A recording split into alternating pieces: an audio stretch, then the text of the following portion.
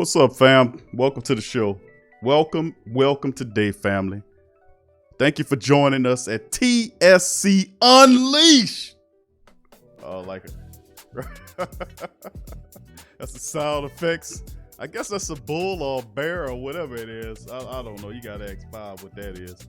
But glad to have the family members joining us today on Tsc Unleashed. This one's called NBA Playoffs. Leonard and the Clips take control of the series, 3-2 over the Mavs and Luka Doncic. We're going to talk about that today, NBA Playoffs. We got a few games we're going to go over with. Going to drop a little NFL roster news on you. And, of course, toward the back end of the show, we'll then cover some boxing news as Terrence Crawford's opponent is getting close. We know about Errol Spence and who he's going to take on with Garcia. But what does Crawford do? Still no word on Pacquiao. Rumors are circulating around the black cat, Garcia. But perhaps now that the other champion, Terrence Crawford, deals fell apart for him and Pacquiao and several other fighters, perhaps Kell Brook is the guy. Although I think it should be Keith Thurman. But that's the problems that we have with these boxing organizations, whether it's the PBC or Top Rank. It's all about the money, baby. It stifles the great fights. But anyway, I won't get into it. We'll start off with our NBA talk as we bring Mozzie 5 in, our key contributor. What's going on, 5? How you doing?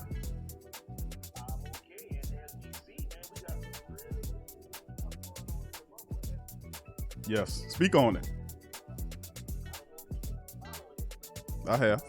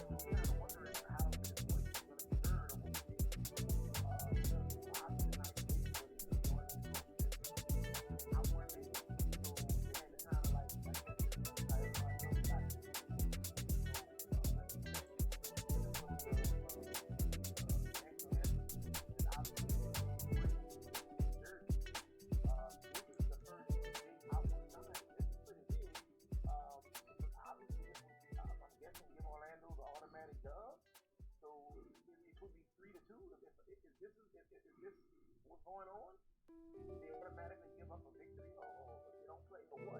This could kind of have some ramifications. Heaven forbid, Orlando would creep out of a shootout into 2 wins. We could have an entirely different thing because it's just basically giving the game away. This is the precedent out there. Not exactly.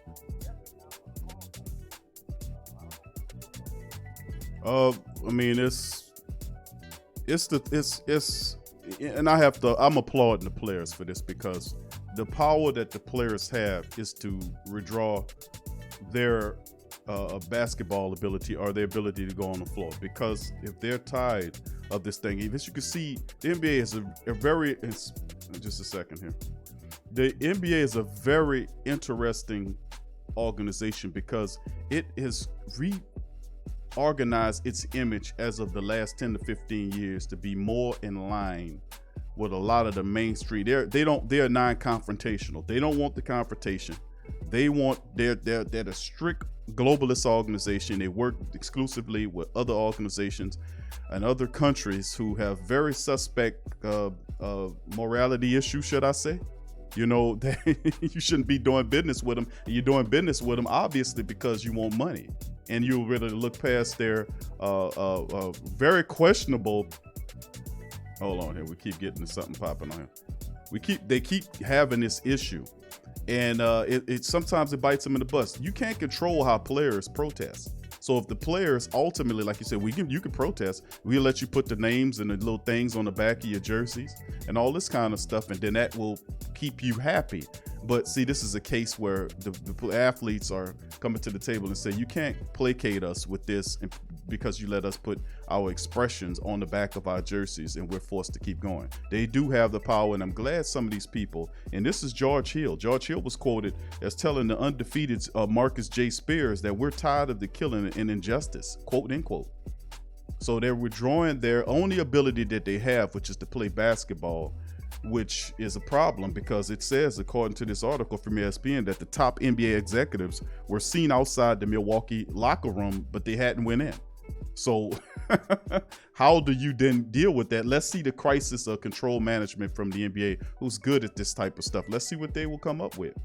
So it's that's very brilliant. Whether it's a boycotting of an hour or so that delays the game, or perhaps it's the game period, we yet to find out. But I applaud the players for standing up for their beliefs. Stand up for your beliefs. Whatever you believe in, stand up for it. Stand up, and I can appreciate that from Hill and the rest of the Milwaukee Bucks and the players that were saying they're tired of the injustice. So let's move on to the next topic here, Five. We're gonna talk about what the show is named after. Of course, the series. Leonard and the Clips take control of the series with Luka and the Mavs 3-2. Now this game was pretty much done. 43 points in the fourth quarter, an explosion by the Clippers. They ran away with this one clearly, and they were in control of this game from early on. 154 to 111. I mean, just absolutely just ran away with the sun gun. I mean, they just ran away with it. It's no better way to say it. Leonard finished the game with 32 points in 30 minutes. He had 32.7 rebounds, 12 of 19 from the field, 2 of 4 from downtown, 6 of 11 from the free throw line, 32, 7, and 4 in the matchup, 35 from Paul George. And we spoke about Paul George, who struggled over the last 7 contests. Guess what? He woke up. And of course, I read an article about Paul George saying that he was depressed in the bubble, that he was going through depression issues in the bubble. He was acclimating. And you could tell in his game of the last several contests that you could see something was wrong with Paul George's game, but not in this one. He broke out. 35 points from him was the team lead. He scored 3 more than Leonard in 25 minutes, no less. 12 of 18 from the field, 4 of 8 from downtown, 7 of 7 from the free throw line, 35 points, 3 rebounds for Paul George in this big game. 19 off the bench as well from Harrell. Montrezl Harrell had 19 points in 23 minutes, 7-11 from the field. He was 4 of 5 from the free throw line, 19 and 11. He stepped up, and then Jackson had 11 points off the bench, 11 from Shamet and 12 from Morris Sr. And the matchup was enough to push the Mavericks, take this series. And boy, what a move. Luka Doncic, not explosive, but a very credible 22 points, 8 rebounds, 4 assists in 31 minutes. He struggled, 6 of 17 from the field, 1 of 6 from downtown, 9 of 14 from the free throw line. He struggled in this one, but somebody got to have your back. 19 from Hardaway, Trey Burke, 15, 12 from Max Kleber, Finney Smith with 9, 11 from Wright, and that was pretty much it. No real help off the bench in this one. As you know what the situation is with the unicorn. Without the unicorn and Luka Doncic together, the Mavericks do not have a prayer in this series with the Clippers. Five, you spoke about this Clippers. You won a shrimp sandwich, and some seasoned fries and a pineapple big shot off this series a few games ago. What's your breakdown of it?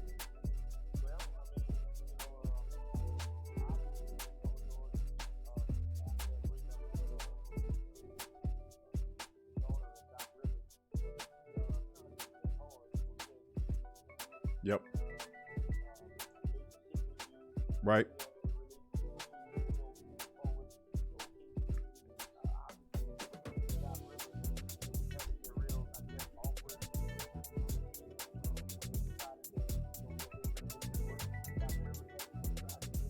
Yep.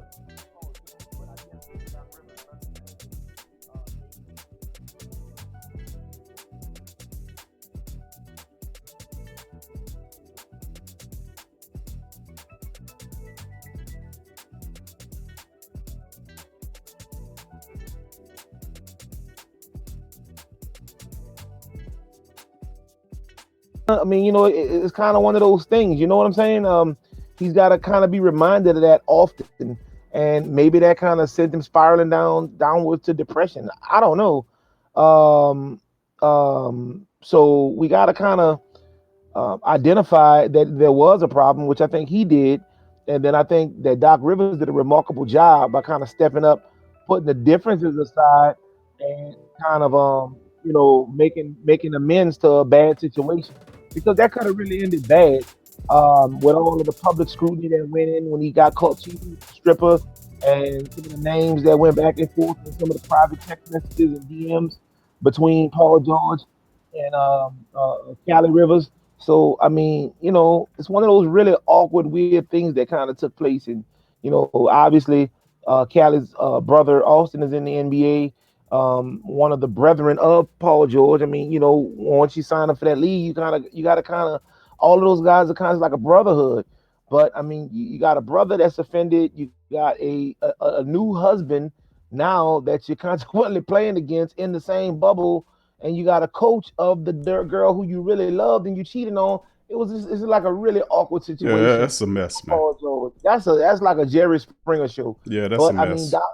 Doc is kind of reeled it in, and I mean, he's making it work for him right now. Yeah, he is, and that's credit be to Doc Rivers, man, and what he was able to bring to the team. A championship coach, nonetheless. So he's using the talent that he has here to press on and make it happen. 154-111.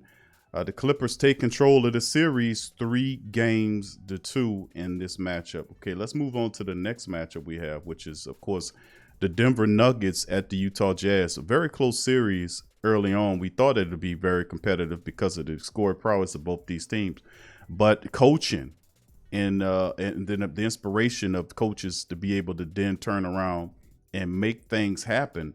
And that's what you're seeing in this Utah series, is they had the heart and determination to push past what was going on with them. So 117-107, the Nuggets ultimately, they were able to kind of try to stave off elimination.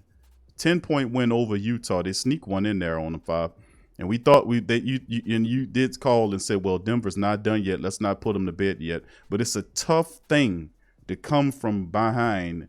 And at 3-2, Utah just needs another push. Now, I'll tell you what, if Denver wins the next game, if they win the game 6, right? If Denver wins game 6, the series is over with.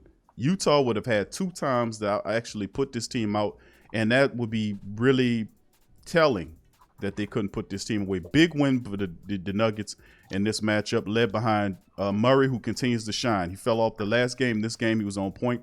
42 points in 41 minutes of the matchup, 17 of 26 from the field. He was 4 of 8 from downtown, 4 of 4 from the free throw line. He finished with 42 points, 8 assists, 8 rebounds. Murray is a beast. Just imagine if the Pelicans would have drafted this kid as opposed to Buddy Hield, because that's who Demps was saying between the two he wanted to draft. It was either Jamal Murray or Buddy Hield. Look what Murray's doing in Denver. It's amazing. 31 points from Jokic in the matchup, 31.6 rebounds, 4 assists, 43 minutes, 12 of 19, 7 of 11 from the three-point line. This guy, the center, Jokic, was 7 of 11 from the three-point line. And Malone was smart in that adjustment right there, 15 off the bench for Michael Porter Jr. But Malone was really intelligent in that, by the way. Malone knew that in order for him to have a chance of Jokic is really smallish compared to Gobert, like so many others. So what occurred was he decided to pull Jokic away to outside to near the three-point line, where Jokic could knock down the three-point shot, which Rudy Gobert is not comfortable defending. So it was a brilliant stratagem by Malone to utilize Jokic that way, to keep him on the perimeter, and Rudy has to come out to guard him, which he's not good at doing. So that was a really good stratagem. Grant had 13 in the matchup. Going to Utah, 30 points from Mitchell, not a slouch, 11 of 23 from the field, 4 of 8 from downtown, 4 of 5 from the free throw line in 38 minutes. He finished with 30 points, 5 assists, a couple rebounds in the matchup, but 17 off the bench from Jordan Clarkson, but none of his teammates, 17 for Connolly, by the way, but none of them had enough left. 10 from O'Neal. Gobert was not a factor in this game. 43 minutes of action, he was 4 of 9 from the field, 11 points, 12 rebounds, and 1 block. So he really wasn't a factor, and you could see the uncomfortableness of Rudy Gobert having to guard Jokic away from his area, roaming around in that paint. And Malone might have come up with a skill there. That was really ingenious. What's your thought on this series? I mean, I think they did it massively. Jokic, okay, when one thing isn't working out, you got to go to the other. Just so happens you got a skilled enough big man in Jokic that can body you up and bang you up down low, and that's pretty much what they've been getting away with all season long. With his back to the basket, he can shoot the three, and at times he has brought other bigs out from under the rim to shoot the shot, which opens up a lot of like Jamal Murray going directly to the basket, or it might collapse in and Michael Porter Jr. gets the lone three, or maybe Monte Morris or Paul Millsap will get an easy dunk or whatever it is. That was the game that you were used to playing until they ran into a 7-foot juggernaut named Rudy Gobert who just was manhandling Jokic under the rim. It's just what it is. So to adjust from that, they kind of brought like as you said, Jokic played his game outside, more outside than inside, which forced Gobert to have to come out and get out of his comfort zone.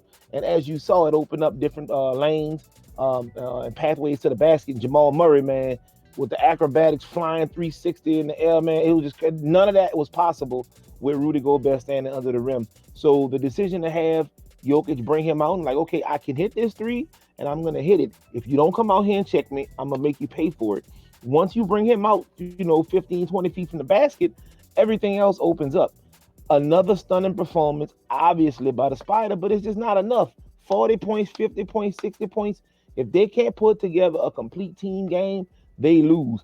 And speaking of that, Jamal Murray was invisible the last couple games, but you see, once he plays to his almost max potential, along with Jokic playing both in and out and kind of mixing it up, this team is pretty unstoppable. And this is the team that I said I like to see play the Lakers in the Western Conference Finals. Yeah, this is. I mean, this was pretty good, man.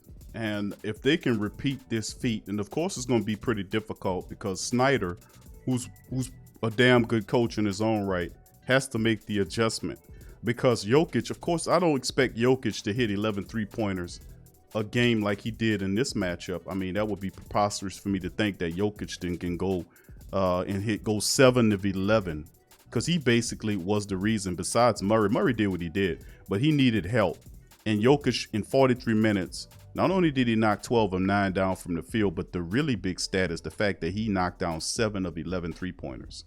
That is really big, that he was responsible for 21 points worth of 3-pointers. 21 points. So I mean, that's correct. That is absolutely insane for him to do that in the next matchup. So we'll see what kind of wrinkles that the Nuggets could do in the upcoming matchup, because I think Utah will adjust to this. Now, if Utah loses game number 6, the series is over with, because you would have showed me that you've lost your way to allow a team like Denver to get back. They have to close the deal and get it done. But props to Denver, man. This was a huge win for them to be able to do, and that says a lot. All right, we also covered the Milwaukee Bucks and the Orlando Magic series. Right now, as the Bucks are boycotting the game 3-1. The only other question is, would this then happen with the rest of the games for the rest of the even? Could we see a game where the Thunder do the same thing as the Bucks, or perhaps LeBron James will do the same as well? So that will be something to look at. It's not gonna happen in OKC game. Well, no, it's too close of a series. Perhaps they'll never donate a game. But what about LeBron? What about the aware, or I guess the activist LeBron, who's very vocal? Does he then boycott the deciding game against Trailblazers? Well, it's not a deciding game, because I mean they still feel as though Portland can't beat them back-to-back games. So it's a closeout game for them. But if they decided to boycott, it's not like Portland would still have to beat them in 2 consecutive matchups. And that if the Lakers play like they've been playing for the last couple games, that's what they call an impossibility. But I mean, make no mistake about it, man. The bottom line of it is nobody that has a tight knit close series is gonna sacrifice a game or donate a game. I understand what Milwaukee was doing, but I can guarantee you if the series was 3-2, they would definitely not have boycotted the game, tying up the series and forcing the game 7 for Orlando to possibly squeak or eke out a win. It doesn't go that far. I appreciate what they've done. I get it, but like nobody that's in a tight series, no tight series team would do this. Maybe coming out into the next series, maybe Boston does it game 1, maybe. But other than that, man, tight knit series like that, you can kill that. You can cancel that. It's not gonna happen. Well, that's the point. So we'll see what goes, man. Only thing I could tell you, man, is that this is interesting. We'll see. Well, let's go into the next matchup, the 5:30 matchup between the Thunders and the Thunder and the Rockets, like we just talked about. The Rockets right now, as you know, that series is tied at 2-2 as the Thunder's made a series of it. Chris Paul is waking up. He wants a little revenge against that Rocket club.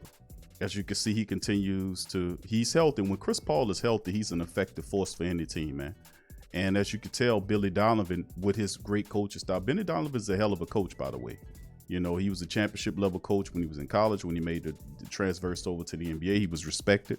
His game plan and style is respected. So he has this OKC Thunder team, which many people believed, including myself, they weren't a playoff team, but they accrued 40 plus wins in a season and were able to now be in a series, a first round matchup with the Rockets, where a lot of people had them being marched out in 5 games. All of a sudden, we have a series 2-2. What happens here?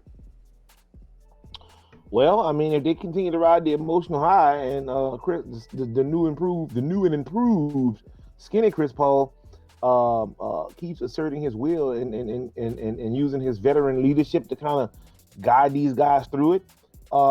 Again, you got to take it with a grain of salt because it's not like Houston has their full repertoire of weapons at their disposal. And it's not like it's maybe a cleanup player or a defensive guy. You're talking about arguably the top 3 point guard, in all the land.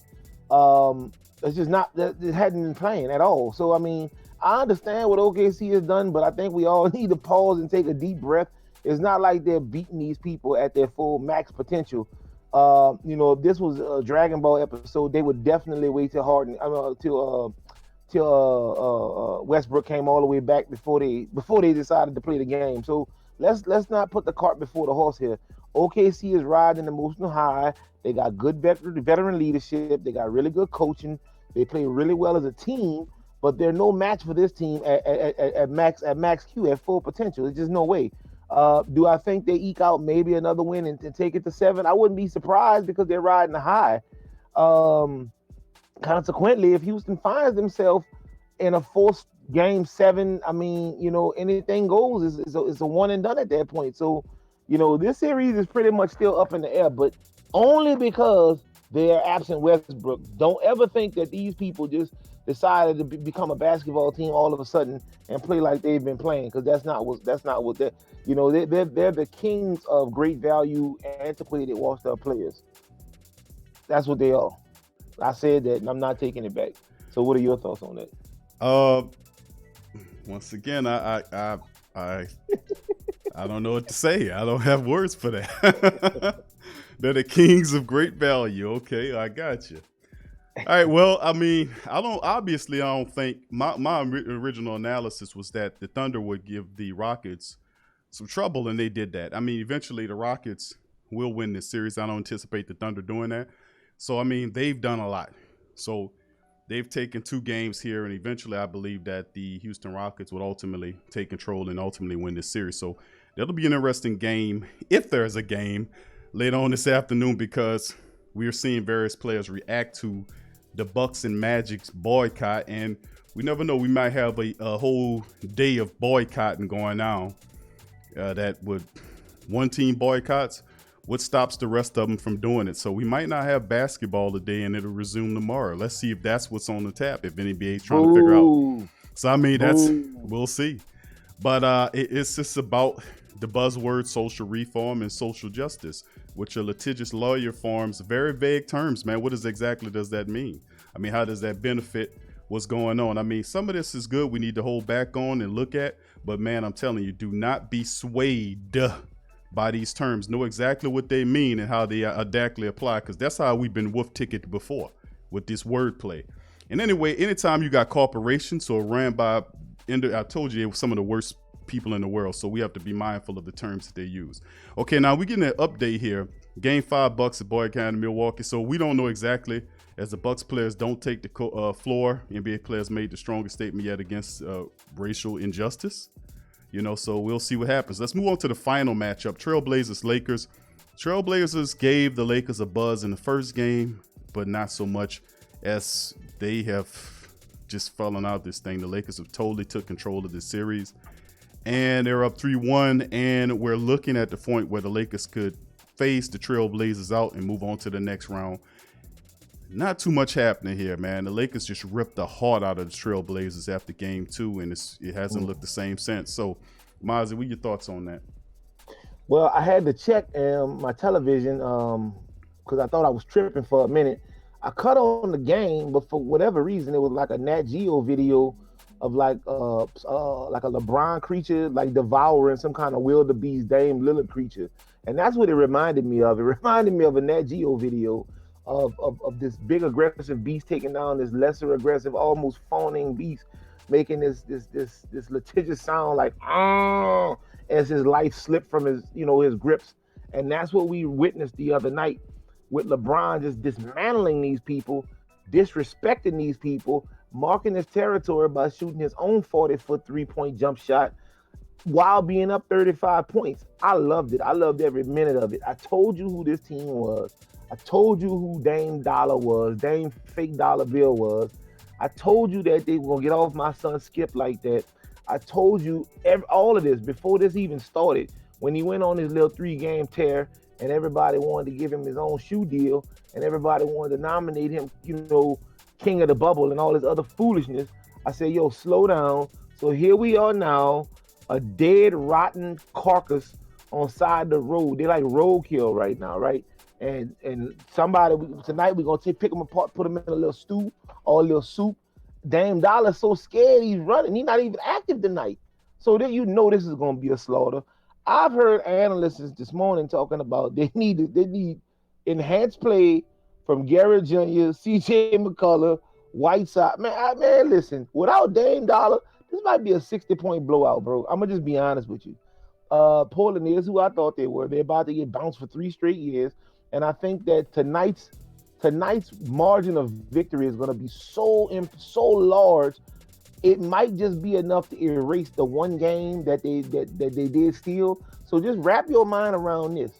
In 12 possible games, including tonight, Portland Trailblazers and the superstar-driven or led Damian Lillard are a combined total of 1 and 11 once they lose tonight in the last 3 years in the playoffs. Wrap your mind around that, and I want you to tell me, does Dame Lillard is deserving? I really want to downgrade him from star at this point and just put him in a good player category. What are your thoughts? Well, I mean, this was a tough series, man, and you're absolutely right. He had to score north of 30 points for them to have an opportunity to be competitive in the series. He would have to duplicate the success he had in the first game. And that's difficult because you have to call on his other playmakers like CJ McCullough. Remember, don't forget McCullough, even though he's robbing to Dame's Batman, McCullough has to step up. He hadn't played the best games. Carmelo Anthony has been a joke.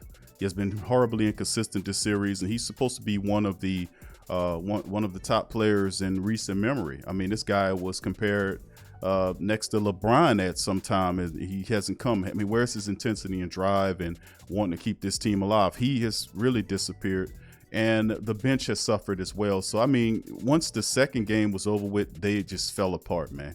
And all of it's on Lillard. He hurt himself, and it's a shame. But it's what it is. You have to step up, and you have to play. You have to do what you got to do. And the Portland Trailblazers, man, they lost their way in this series. They allowed the Lakers to get going with poor defense. You want to talk about just scoring. It wasn't just all about scoring. It was poor, really poor defense. And it takes heart. It takes will to play really good defense. They weren't willing to do that. and they lost control in many different games, emotionally wise, and they lost focus and ended up losing the game. So the series right now is what it is, and they're facing elimination.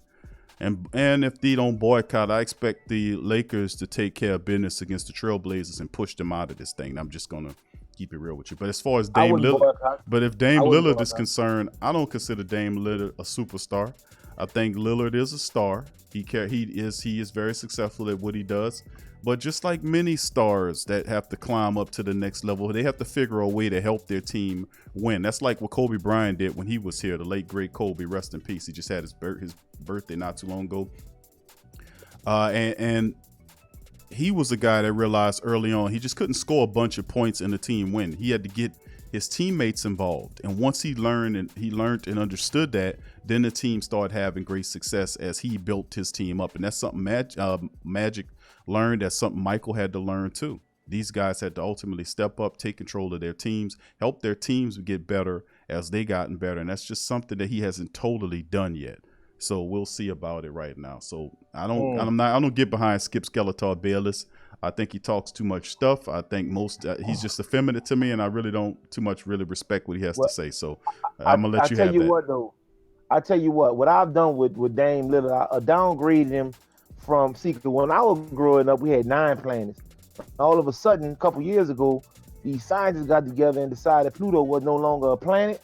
So that's what I'm gonna do. I'm gonna get together with a couple of people, include Skip and myself and a couple other people, and we just gonna downgrade Dame from a star to a planet. He's no longer a star, he's a planet. He's gotta get his stuff together to get back to a star, much less superstar. We're gonna downgrade him like they went. Pluto went from a planet to a dwarf planet. We're gonna go ahead on and knock him down from a star to a planet, and we see what we come back and do next year. Because 1-11 and all first round bounces, that's just not good enough for me at all.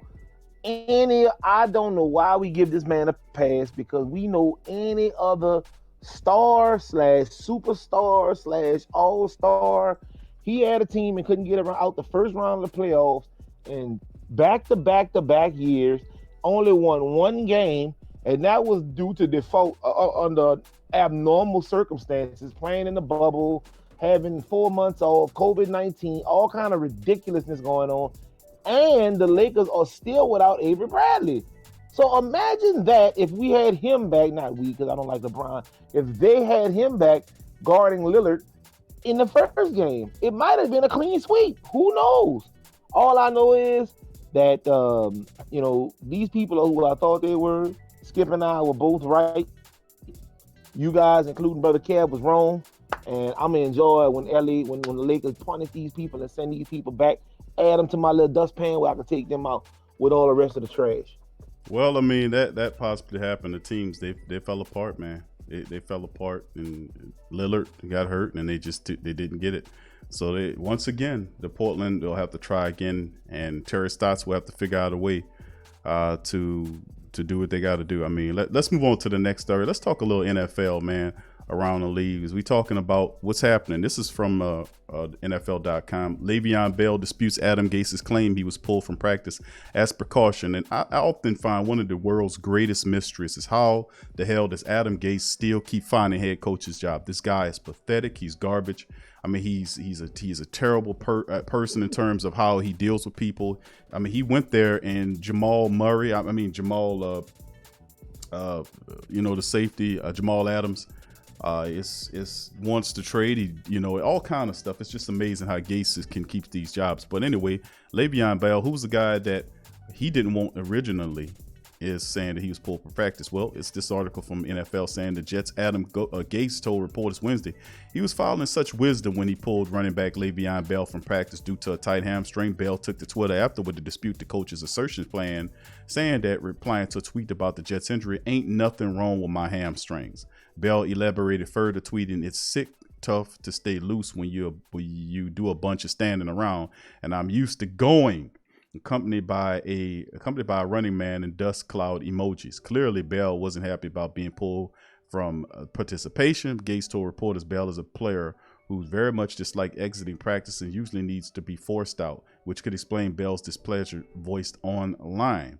An observer might just chalk the whole ordeal up to practice and percussion with the letter being most important less than 3 weeks from kickoff. While that's true, Bell made a good point. You know, they say, did you practice how you play? Here's Bell practicing to play, not watch from the sideline. He making a chunk of money. We know that Gase doesn't like Le'Veon Bell, and he's been dealing with issues. So I mean, Fab, what do you think about this? How do you feel about Adam Gase and how he's running? I think he should be thrown out of there, man. Sooner or later he'll get thrown out of there anyway. So it'll solve itself. But this isn't just Adam Gase. This starts at the top. This starts with ownership and management. Gase is an awful coach. The New York Football Jets over the last, I don't know, maybe decade. I'm gonna honestly say since Ryan was coaching, the first 2 years he had Mark Sanchez, I think that was the last time they won. That was probably what 07, 08. So it's been a while, man. They've had like a 12-year drought, and they've had some pretty good teams. If not overall teams, they've had some pretty good talent. And the only person they really had to worry about in their division were the New England Patriots. And, you know, even in some of those games, some of those games were close where they could have won and possibly split the season with them and had a shot to make the playoffs or at least back into the playoffs as a wild card, if not win the division. I mean, you know, it was possible. So to see what they are now and how far removed from what their better years were, you know, 12, 13, 14 years ago is a shame. But it doesn't start with just Adam Gase. These people have been making really bad draft picks, really bad pickups and acquisitions. They don't want to pay anybody. And when they do pay people, it's always in the wrong position and they either over or underpay until a person is either not happy or they become a detriment to the salary cap and they have to get rid of them. And they just waive them and just take the hit like champs right on the chin. So this is not a problem that you're going to solve with just removing the head coach. You got to remove the head coach. You got to remove the owner. You got to remove the GM. You got to remove the towel boy. You got to remove the ball boy, the trainers, everybody. You need to blow that entire organization up and start from scratch. That's the only redemption I see from this New York Jet football team. Any reprieve anytime soon. I'm just going to be honest with you. Yeah, I say blow them up. They got some pieces in place, but they're really stupid for hiring Adam Gase when Miami didn't want him. He's a trash coach to me. And sooner or later, he'll face the wrath. He went up to the media capital of the world. They just as ferocious as Philly fans and New Orleans fans. So that problem will solve itself. Let's move on to boxing now, man, in the final story. Talking about Terrence Bud Crawford, welterweight champion.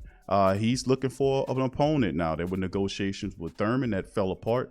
Now he's facing, and they talked to Pacquiao, and I thought that would probably be a better matchup, being that Pacquiao is a welterweight champion.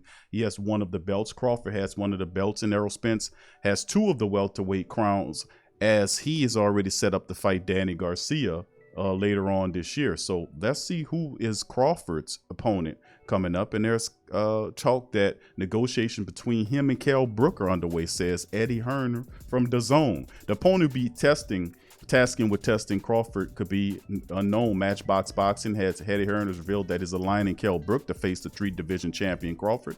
Quote, I had a couple of conversations with Bob Arum, Top Rank, Carl Moriarty yesterday, and I feel that it's a big fight for the UK TV, so we're trying to help out and get that over the line, Hearn told IFTV. I would love to see Kell get that fight. I think Top Rank had a conversation with Keith Thurman. Obviously, they wanted too much money. It's difficult at the moment. Now, that's the fight that I would like to see, Bud Crawford and Keith Thurman, but according to various reports, Thurman wanted $10 million, and Crawford didn't. He bucked at that. Crawford wants a lot of money, and Kell wants a lot of money. He deserves it. We're trying to make the fight happen to assist Top Rank in getting the numbers together. Of course, I've said I was really an advocate about Bud Crawford taking his ass over there to Top Rank because I knew that he would have a difficult time finding fighters that would fight him. PBC, the premier boxing champions, have all of the weight. They have all of the top people. They have Spence. They have Pacquiao. They have all of the top welterweights in the game. And Bud Crawford would struggle to get fights because there is a beef between these two organizations. Arum has been long eyeing a November the 14th, 21 return date for the Nebraska-bred WBO welterweight champion Crawford, sitting up at 36-0 with 27 knockouts. By the time Crawford enters the ring, he will already celebrated his 33rd birthday. Notice that his time is wasting away fighting subpar competition. No disrespect for Kell Brooks, but Kell Brooks isn't the guy he should be fighting. He should be lining himself at trying to at least get one of the belts. I would have said if you had to pay Manny Pacquiao to get in the fight, Pacquiao doesn't have a fight right now. If people come up off that money and stop being greedy, make the fight, beat Pacquiao, take his belt, then you can line up a direct fight for the welterweight supremacy between two of the best welters in the business, between Crawford and Errol Spence. That is a super fight waiting to happen. Now, by the way, just to let you know that Errol Spence said that he will fight. His plan is to fight Garcia, which he already does. Then he'll fight Pacquiao. Then he'll fight Crawford. But that's after attaining those belts. So that is what PBC has laid out. But let's keep it going. Arum intervened 5 welterweight opponents with Crawford could potentially face back in June. The list was made up of Pacquiao, which fell apart, Sean Porter, which he already fought already, Ugas, who nobody wants to see, Thurman, who wanted too much money, and then at the bottom of the list is Kell Brook. Former IBF welterweight champion Kell Brook is who Errol Spence took the belt from. He appears to have the most probable chances of landing a Crawford fight. For the fight, Kell Brook's not doing anything. Let's keep it real. He has not really been a fighter. He has been since he had that eye injury. So, I mean, come on, man. 34-year-old Brook is riding a 3-fight winning streak after suffering back-to-back losses to Golovkin and Errol Spence back in 2017. Crawford has not fought so far this year. His 2019 highlight was a TK win over Amir Khan. And Kavalafikis, and fights took place in Madison Square Garden, in which that last fight actually pushed him. These fighters that he's fighting a subpar, he's wasting time, man. That's what happens when you choose the wrong organizations to be with. He should have went to PBC, wouldn't have all of this stuff. 5, you know about boxing. What do you think about the fight between Errol Spence and Kell Brook on in negotiation? Well, the beautiful thing about boxing is it follows my thought processes and trends of name brand over great value, and those who fight the great value. You are absolutely right. That great value commentary that you have fits perfectly with boxing. Go ahead, my friend. It fits perfectly with boxing. So when I look at the list, obviously he's got to fight Pacquiao. It can't go directly to Spence. Pacquiao is gonna be the biggest name, the biggest draw. He's got a belt. And I think that because the name brand, the name brandness that Manny Pacquiao brings to the sport, yes. Even when you look at pay-per-view and TV drawings and ratings, those sales will be through the roof because the casual boxing fan knows who Manny Pacquiao is, where they might not know who Porter or you guys or even Thurman or Brooks are. So when you bring Pacquiao in, it automatically infuses the customer base and kind of reinvigorates the base because you're providing a name brand fighter with a fighter that many people may not be accustomed to knowing, but through the name brand fighter and through bridging that gap between the casual fan and the diehard boxing fan, you kind of make this you put this spotlight back on the sport, and you can use that to springboard and capitalize should he beat Manny Pacquiao into a fight with Spence, because even those who don't know Spence know that the guy who Spence is fighting just beat Manny Pacquiao. And Manny Pacquiao, to the casual fan, is a name brand boxer, is somebody that they can kind of get around and wrap their minds around. So if I was managing him, I would definitely push for the Pacquiao fight. Just pay Pacquiao, pay Manny what he wants. He doesn't have a fight. He hadn't had a fight, obviously, due to COVID all year long. So this is the perfect canvas to actually come in and have a fight, especially given the fact that nobody major is really making any moves or significant moves in that division as we speak. So, given the fact that Floyd Mayweather's retired, I don't think he's coming back anytime soon. He has a lot of talk here and there, but I don't think he's coming back anytime soon. The most exciting thing in boxing all year has been the Mike Tyson videos that he's dropped, and the announcement that he's going to fight Roy Jones coming up next month. That's been the most exciting news to watch. 2 boxers that's almost eligible for Social Security fitting to step into the ring and box. So there's obviously right there a big old crater, a big hole in the ground that needs to be filled. And I think bringing Pacquiao in from the name brand perspective, from the TV rating perspective, from the merchandising perspective, just from the overall excitement that it would reinvigorate the once beloved world of boxing. Yeah, absolutely. You're absolutely right with that. I think you know, now's the time. I don't think that they're going to find any acceptable purses coming from the PBC. That's why those purses are way up in the air like that, because it's a tax. That's how these organizations get at each other. They're very vindictive toward each other. They very disagreeable and evil toward each other. And it's like almost like if you're in this club right here, I'm gonna do all this, that. But Top Rank has no really, they have no fighters for him to fight. He's been fighting really subpar fighters. No disrespect to all the other guys, but truth is true. He's 33 years old, and he needs to learn to fight some of the supreme talent. And he's in the welterweight belt. He should have given Pacquiao whatever he wanted. You're basically getting an opportunity to take on Pacquiao. You beat Pacquiao. You take his belt and you directly line yourself up with a welterweight unification bout with Errol Spence. I mean, you expedite the process, but these guys are so full of it. Their heads are so full of it. They're so full of it, big chested, full of pride. You're going to have to give up the money to fight. And people knows that he's going to eventually get more and more desperate as he starts to phase out of his prime. He's 33 years old. You can't continue to keep fighting people like Kell Brook. Errol Spence beat Kell Brook years ago and beat him convincingly, and that's how he got the IBF belt. He took it from Kell Brook and went over there to Europe to do it and beat him pretty handily. So I mean, fighting a guy that Errol fought years ago is ridiculous.